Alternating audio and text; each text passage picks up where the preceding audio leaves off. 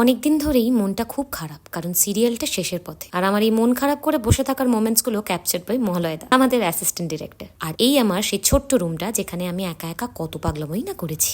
Last scene করতে যাচ্ছ, কেমন লাগছে? কেমন অনুভূতি? লজ্জা পাচ্ছে? মানুষের দুঃখ পায়, তোমার লজ্জা পাচ্ছে? হ্যাঁ, সবাই দুঃখ পাচ্ছে। আমার দুঃখটা কমন হয়ে যাচ্ছে। একদিন যে সকালবেলা এসে আমার কোলে বসেছিল, হ্যাঁ, সে কোথায়? আমাকে রেপ করে গেল কই?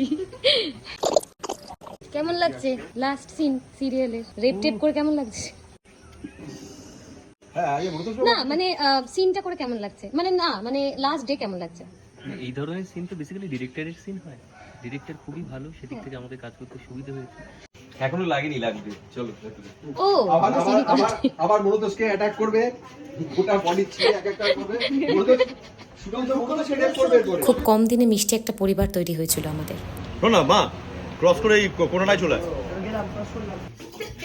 ফেসবুক ইনস্টাতে এত কমেন্ট, দর্শকদের এত ভালোবাসা পাবো সত্যি আশা করিনি। যার শুরু আছে তার তো শেষ আছে।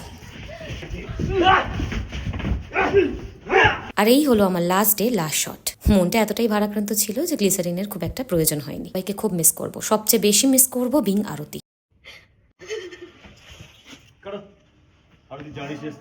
আশুতোষ মুখোপাধ্যায়ের কথায়, কাহিনী বলুন গল্প বলুন, এটুকুই সব, এটুকুই শেষ।